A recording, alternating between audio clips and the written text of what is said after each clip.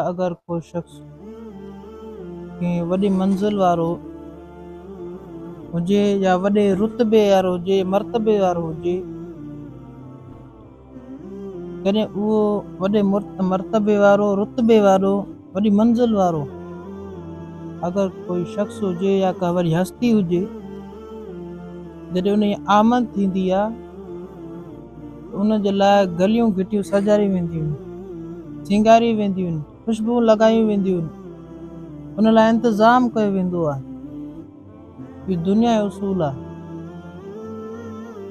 पर मुंहिंजा अदा हज़रत अब्दुल्ला बिन अब्बास रज़ी अल्लाह ताला अन्हु पाण फरमाइनि था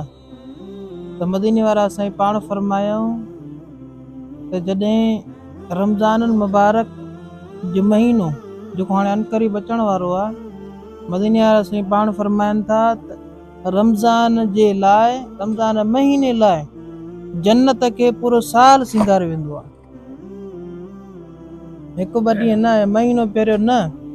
बल्कि मदीने वारा फरमाइनि था सॼो साल रमज़ान जे लाइ जन्नत खे सिंगारियो वेंदो आहे, तयारियूं कई वेंदियूं आहिनि ऐं रमज़ान में वरी जन्नत जा दरवाज़ा खोलिया वेंदा आहिनि।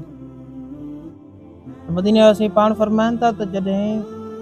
रमज़ान मुबारक जी पहिरीं राति ईंदी आहे,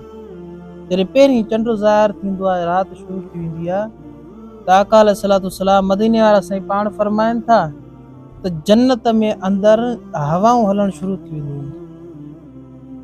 ॾिसो का सुठी मौसम अचण वारी हूंदी आहे त हवा हलंदी आहे, थधी हवा जिस्म सां टकराईंदी आहे त अजीब सुरूर अची वेंदो आहे, अजीब मंज़र अची वेंदो आहे। त ईअं मदीने वारा साईं फरमाइनि था जॾहिं उहा हवा हलणु शुरू थी वेंदी आहे, रवां दवां थी वेंदी आहे, त उहा हवा जन्नत जे वणनि सां टकराइबी आहे। जॾहिं जन्नत जे वणनि सां टकराए करे जॾहिं उन जा पन, जन्नत जे वणनि जा पन जॾहिं जन्नत जे दरवाज़नि सां ई टकराइबा आहिनि न, त मदीने वारा साईं फरमाइनि था त उन मां अहिड़ो त सुरीलो आवाज़ ईंदो आहे जो इंसान जे कन कॾहिं ॿुधो ई न आहे। उहो सुरीलो इंसान कॾहिं तसवुर बि न कयो हूंदो, एॾो सुरीलो आवाज़ अचणु शुरू थी वेंदो आहे। ऐं उन हवा खे चइबो आहे मसेरा।